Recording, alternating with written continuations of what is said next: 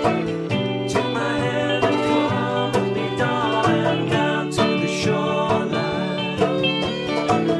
Take my hand and come with me, darling, down to the shoreline. Hello and welcome to the Nature Garden Podcast with me, Carl Steinson, and the Weekending Show team from Lionheart Radio.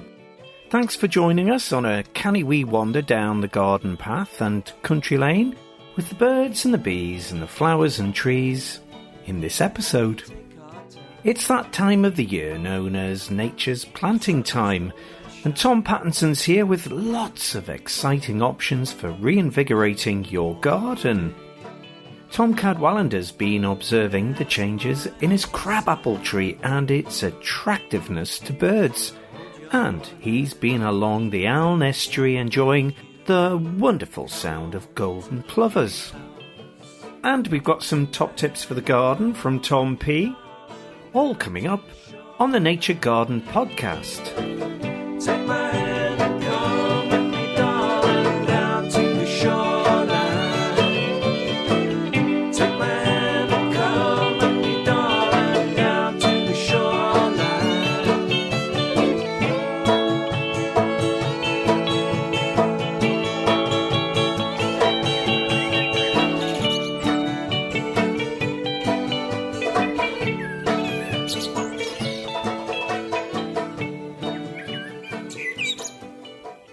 We're well into November now, and the leaves have turned Northumberland into an autumnal kaleidoscope.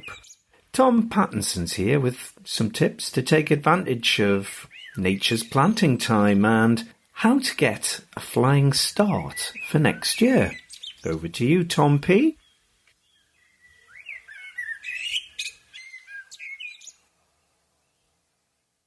Hello, I wanted to mention this week Nature's Planting Time on bare-rooted planting, and what an opportunity it is for us in the garden to get out there and introduce new items to our borders. Vegetables, fruit and ornamentals, most especially woody, hardy, perennial plants with no soil in the roots at all. Sounds like something that shouldn't be done in a garden, certainly not in the middle of summer, but nature's planting time allows us to take these advantages of the plants that have gone to sleep. What are we going to put in? Well, good question. What's your choice? There's two ways of looking at it for me. Number one is I can order something new. I can pick up the catalogues, get a mail order, or better still, I can go to the local garden centre, take a look around. I know for a fact there'll be some apple trees and possibly some roses, and they may well be in pots. But that doesn't necessarily mean they've been grown in pots. If they've been grown in pots, we'll say apple trees, they will tell you they're pot grown. And for a typical young apple tree, you might pay something like somewhere between 35 to 50 pounds. Straightforward. Because it's been grown in that pot, it will have a ball of root. You can buy them much cheaper if you buy a bare-rooted apple tree. Now, it too will be presented in a pot perhaps. This is quite normal. But don't assume it's going to have a ball of roots. If it's much cheaper, and they can be bought anything from about £20 to £30 locally, I've bought them. And this is the way I prefer to plant my apples, coming bare-rooted. Similarly, at this time of year, with rose bushes.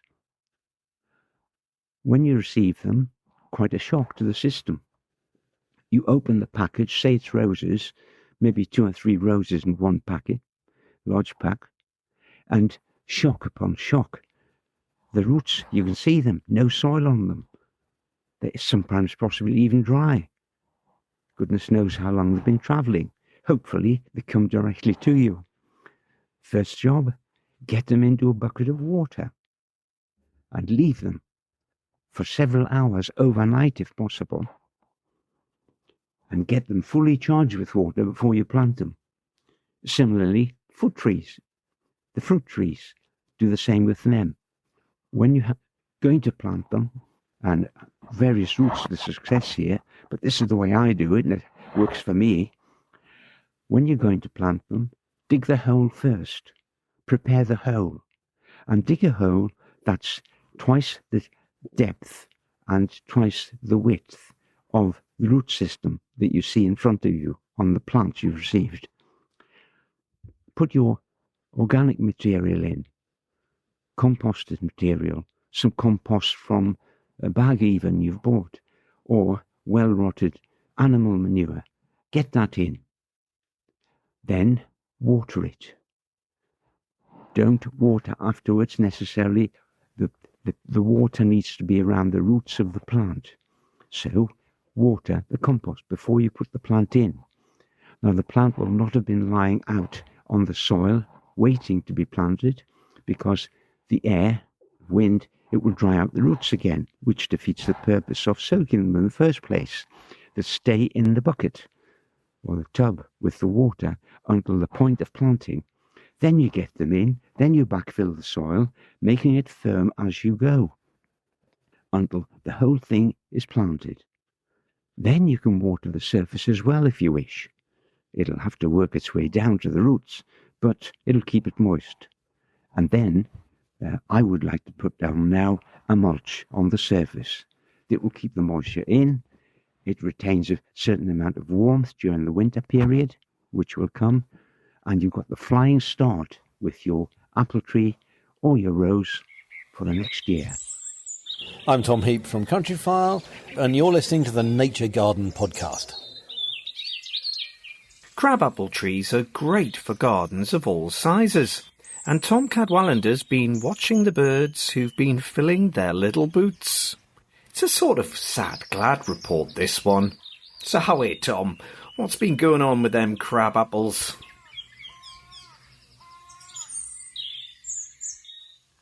At the risk of treading in the territory of my esteemed colleague and good friend, Tom the Demon Gardener of Lesbury's territory, I just want to touch briefly on two apples and apple trees particularly. I'm sure most folks have noticed that this year has been an exceptional year for apple growth, and apples are everywhere, festooned everywhere.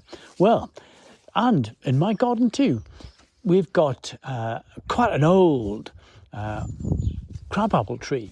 And it's a John Downey, I think, although I'm no expert in Tom Pat hasn't been and checked it out for me. But this tree was in our garden when we moved in 1989, so it's been around a while. And it's threatened to die, and it's threatened to do this, that and the other. And it's had all sorts of diseases. But actually this year, it's been absolutely incredible. Best I've ever known it. We've seen one or two good years, but this year has been exceptional. And this crabapple tree, this John Downey, has wonderfully small, tiny, red apples. They look fantastic. And the tree this year has been absolutely festooned with these crab apples, and they've been wonderful. And we've been watching them sort of grow and sort of fill out in this great picture, and just like large berries rather. And we've been sort of rubbing our hands thinking, goodness me, this is going to be great when it comes to the autumn. And we get some of these winter thrushes in, and waxwings, possibly. I have seen a waxwing on this particular tree before. You know, those waxwings, they're wonderful looking birds, and they occasionally sort of have population explosions or even eruptions. And they do occur.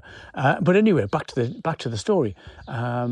We trimmed a couple of branches off this tree recently, and about a month ago, and we collected all the apples off it, but there's still lots of apples left on the tree, and I gathered them up and just let them sort of soften in the garage. And yesterday, about 3 weeks ago, I sort of tipped them all out onto the lawn, and these were so soft, but they were eye-catching as well. They were so soft, and before we knew what happened, the garden was full of blackbirds. There must have been a dozen blackbirds feeding on these small apples, these John Downey crab apples, and they were really filling their bellies full of them. It was incredible. And then when they were gone off the lawn, obviously there was a lot of wind blows, and they were harvested as well, if you like. And then just looking at the window, watching the blackbirds just hanging incredibly precariously onto the smallest of branches and gobbling away at these crab apples. It's been absolutely fantastic, and it just shows, one season can make a hell of a difference. And because we had a dry season, warm season, a spring rather, a lot of these trees, these fruit-growing trees, have had a real good season. And what a delight it is, actually. It's been really good. So I'm happy to see it. So, yes, crab apples, John Downey crab apples. I didn't realise blackbirds would love these. But unfortunately, sadly, the blackbirds have had their bellies filled, but there's none left on the tree now. There must have been hundreds of thousands of them. Must have been loads and loads of them, but there's none left. So what are the waxwings going to do? But anyway, at least the blackbirds have had their belly full. Great stuff. Thanks, Canny. Tom Pattinson singing the praises of the garden centre and smile-giving seasonal plants like the euphorbia and cyclamen. Here's Tom to tell us more. I visit local garden centres on a regular basis. Pop in for a coffee with Judy, my wife. Beautiful surroundings. You can do that any time of year. And if you haven't got a garden yourself, or you've been in a house a long time by yourself, or just want to get out and see what's happening, what a lovely thing to do. Just sit and have a simple coffee or a cup of tea, whatever floats your boat, and be surrounded by all these plants. Needn't buy any of them, just enjoy the company.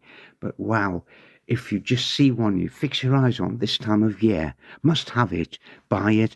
That feeling when you're walking out and can't wait to get it home and find a ledge to put it on and look after it. That's the sort of thing that keeps me going throughout the whole of the autumn and winter, apart from the garden when I'm out there. Now, what sort of thing do I pick up? Well, I saw two on a local visit recently, and I thought, just a little. I'd love to have them in the garden, in the garden room rather, my conservatory. But there's just a little question mark hanging over them.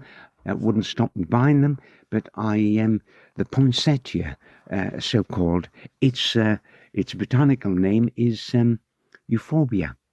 It's a member of the euphorbia family. And you should know, if you're a keen gardener, euphorbia, the white sort of sap that comes from them when a stem or a leaf is damaged, that can be a skin irritant. So if you're handling it, just watch out for that. But it's a beautiful plant with, we say it's got red flowers, and there are some with yellow flowers, some with white flowers, big bract-like flowers, but they're actually bracts, not flowers, a modified leaf, and they're coloured, and they're thousands or tens of thousands sold every year around Christmas, because that red is symbolic, it seems, with the whole process. That's one of them. Another one is a so-called winter cherry, solanum. It has this cherry-sized red, orange to red berries on it, and just a little hint about that again. It belongs to that Solanaceae family, which includes potatoes, tomatoes, a deadly nightshade. Need I go on? Green tomatoes, green potatoes, upset stomach a wee bit, and of course deadly nightshade. Well, that's a plant we generally find out in the countryside, and it needs watching too. An element of poison there, but you can't eat the berries, of course. But it's a beautiful plant to have in a pot in your room at this time of year. And by the way, you can propagate it from stem cuttings later next year. After it's finished with the berries, you prune it and take some cuttings from it. Gloved hands, of course. Cyclamen, I'm thinking about them as well. That beautiful whole range of colours of cyclamen, which rise from a culm. So perennial plant, of course, so it's worth spending that extra pound or two on a decent cyclamen. And when the flowering is over, you actually dry off the compost the plant's been in, and you dry off the culm, and you store it, and then start it off again end of August, middle of September next year. Start it into growth by pushing it just into the top of a pot of compost. Don't bury it completely, just at the top of it, and it shoots and it comes away again. I've seen cyclamen which people have kept for decades of years, huge culms on them. Beautiful plant associated with this time of year. There's also an orchid, and it's one of my favourites. It's the Phalaenopsis orchid. I'll spell that for you. Let's think. Phalaenopsis. Phalaenopsis orchid. And orchids, some have a reputation as being difficult to grow. Not this one. I bought one about 3 years ago, still have it, it's flowering again now, and believe it or not, it flowered in the conservatory throughout winter. Temperature was kept at about minus 10 was the minimum, 10 Celsius was the minimum temperature, and it's flowered for months on end, and it's flowering again now. A beautiful orchid, and whole range of colours from them. So that's another possibility. Then there's the amaryllis lily, the hippeastrum, which comes in a bulb form. Lovely little present for someone, which has a great big stem and big trumpet flowers on it. A little azalea indica, try one of those. Found it this time of year. Oh my goodness, it's never ending. Get yourself out there, buy a little flowering plant or a foliage plant that's going to keep you company. Buy a few of them and keep you happy and smiling throughout the autumn and winter period.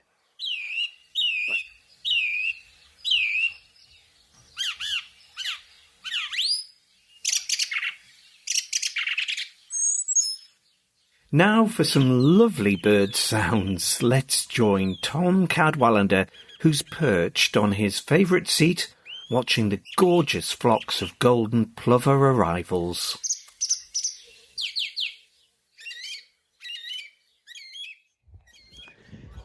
Here we are at the back end of autumn, rapidly approaching the winter. I hope it's not a bad one. And I'm sitting at my favourite spot, the Aln estuary, and I'm at Tom's seat, and it's just along the cycle track, and it's just down from where I live, and it's only a 5-minute walk. And I'm sitting on the western edge of the estuary, looking east towards Alnmouth, and standing before me is the colourful terrace of Levain Terrace, and with the spire sticking up behind them in the peninsula of kind of Alnmouth, just sticking away into the river. The sun is just starting to break through the clouds, and it's really quite a calm morning. It's lovely. And I'm just thinking about the autumn bird migration and how it's gone this year. And I've been around quite a long time, as you know, and I've kind of birdwatched for over 5 decades. And so I have some experience of bird migration, autumn bird migration. And this year has been an odd one. In fact, we could say that about every year almost, because they're all different. And that's what makes it quite interesting, quite charming in a sense. But these birds are just going about their business. But I'm sitting here thinking, it's absolutely fantastic. I don't know if you can hear, but there's a group of about 550 golden plovers and about 250 lapwings on the mud in front of me here. The tide is just peaked and it's starting to fall and the mud's become exposed. Oh, they've just gone up. Oh, there's a bird of prey. Oh, there's a peregrine just gone through there. Fantastic. But anyway, these birds are just whistling round and it's fabulous. And these golden plovers have come down from Iceland and they'll be spending their winter here. Usually they're on the shore. So we don't often see them really in the muddy bits of the estuary very often. And so they've come down from Iceland. They're going to spend their winter here. So it must be a bit the rocks, that's what it is, actually, just thinking about it. The rocks of Morden, where they normally would sit through the low tide, obviously covered. So they've come into the estuary to roost, and they're with the lapwings. And the lapwings have come across from northern Scandinavia to spend their winter here. And some of them may well be local breeding birds as well, of course. I wonder if you can hear that lovely sort of weeping noise they make. Just as an aside, had an old friend who had a house up in the Cheviots. And there's one time I was out for walking with him, and he was wearing Wellingtons. He loved to wear Wellingtons. And this Wellington had a hole in it, and air would shoot out every time he bent his foot. And we would keep turning around to see if we can hear, or see if we can see the golden plover we thought was flying around, but actually it was just a hole in his Wellingtons. Anyway, that's an aside. Sorry about that. But anyway, there's these golden plovers just in front of me, just distracting me very, very significantly from my thoughts.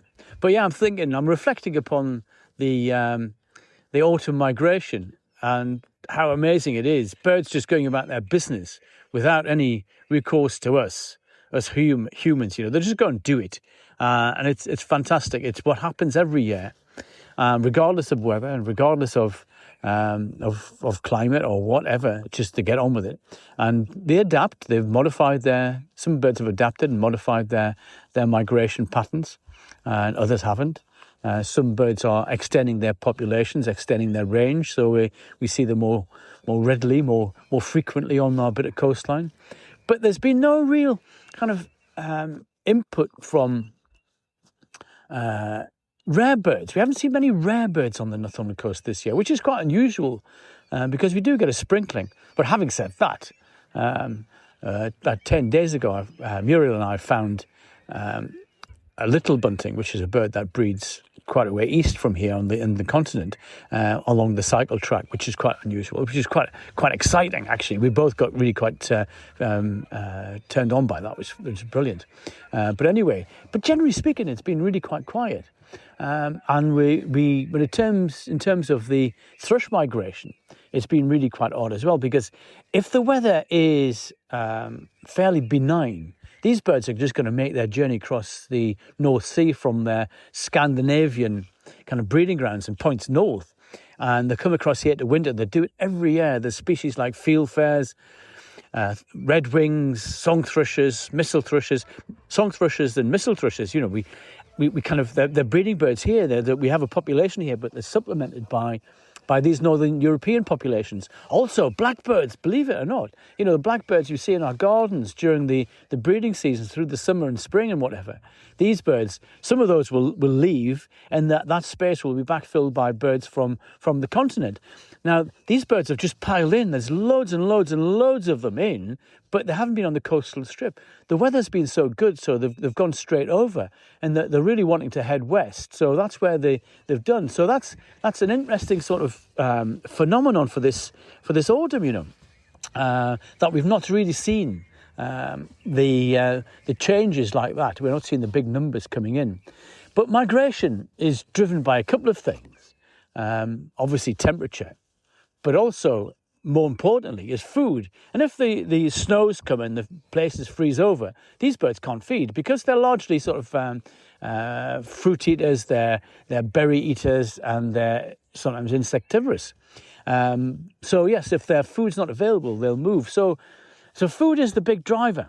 And just this autumn, thinking about how kind of different it's been, we've seen quite good flocks of crossbills. Crossbills, you may not know, but actually crossbills are kind of large finches. And as the name suggests, their bills are crossed, and the upper mandible and the lower mandible are crossed. And they're perfectly adapted to extract the seeds out of pine cones or conifer cones. And their whole world revolves around conifers. And we see them in the upland forests quite often. And their population is, their success is driven by the amount of food there is.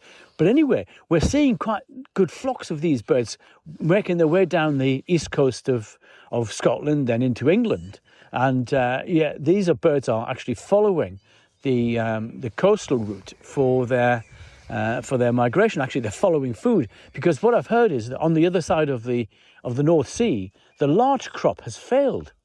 And so there's so few large seeds around, and these birds are having to hunt for food, and they're coming across to this side of the North Sea. Normally they wouldn't come across in quite these big numbers, but that's what they're having to do. So we're also seeing siskins, small kind of greenfinch-like like finches, and redpolls, which are like linnets. They're coming over as well, and they're moving through. They're looking for food.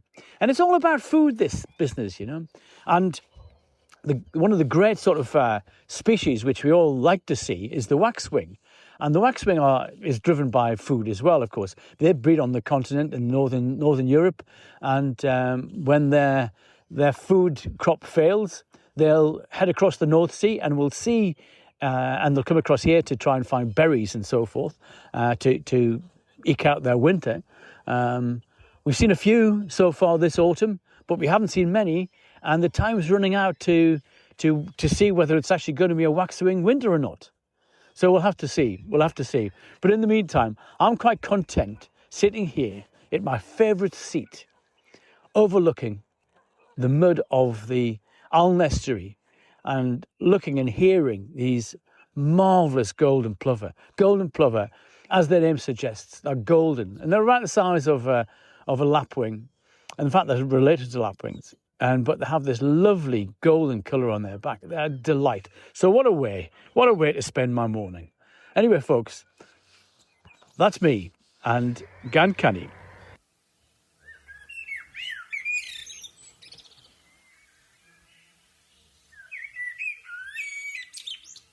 And so, to the sound of War Blackbird, here's Tom with some things to be getting on with in the garden.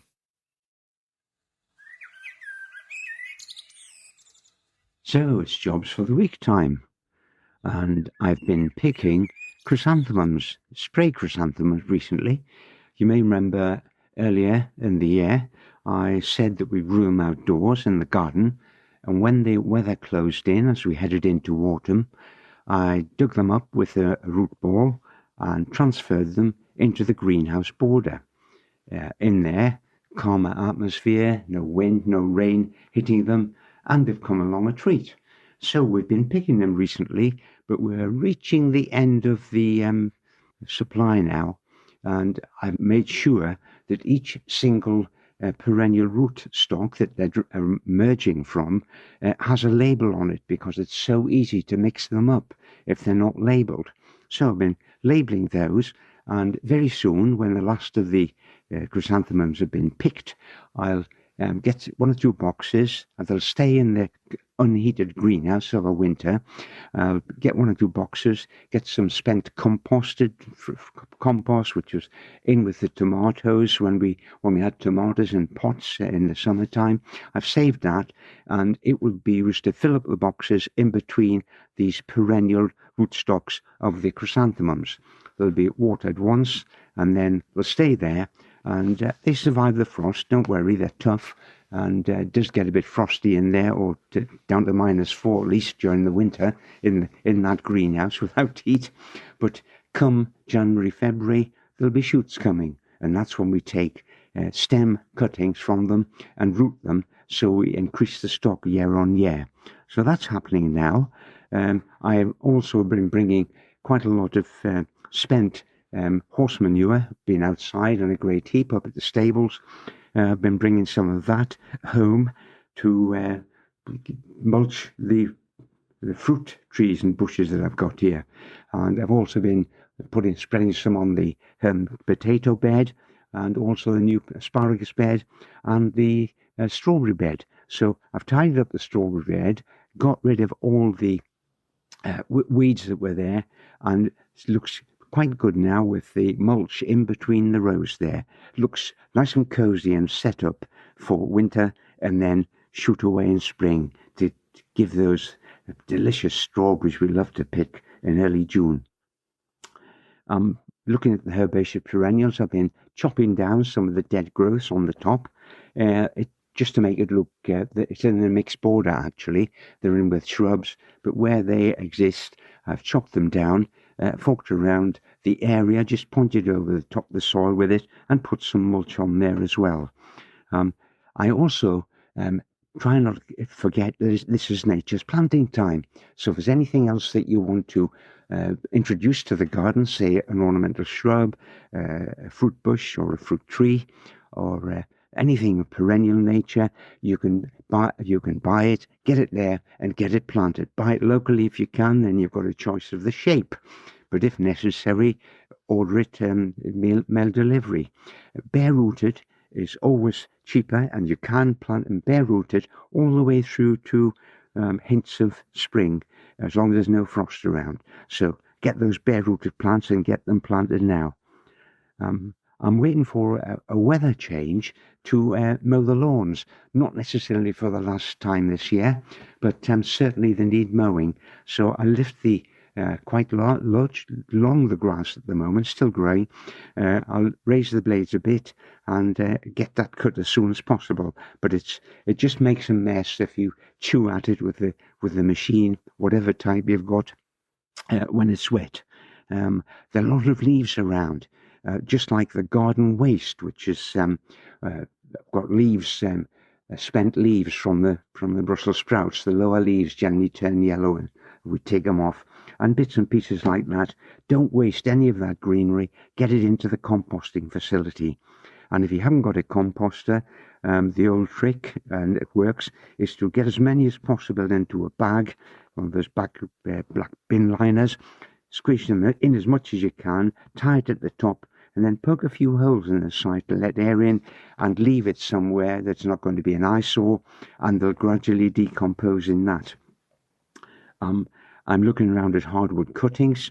There are quite a few on the shrubs around here, on the currant bushes, blackcurrant, red currant, even the gooseberry. Put those this year's stems, anywhere between 20 to 30 centimetres long, get pieces, push them 3/4 of the depth into the soil and just leave them. Leave it to nature. It will root those shrubs for you, hardy shrubs.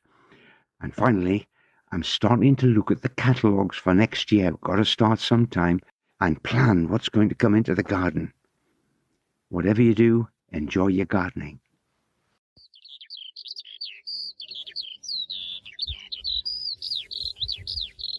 You've been listening to gardener Tom Pattinson and birder Tom Cadwallender from the British Trust for Ornithology.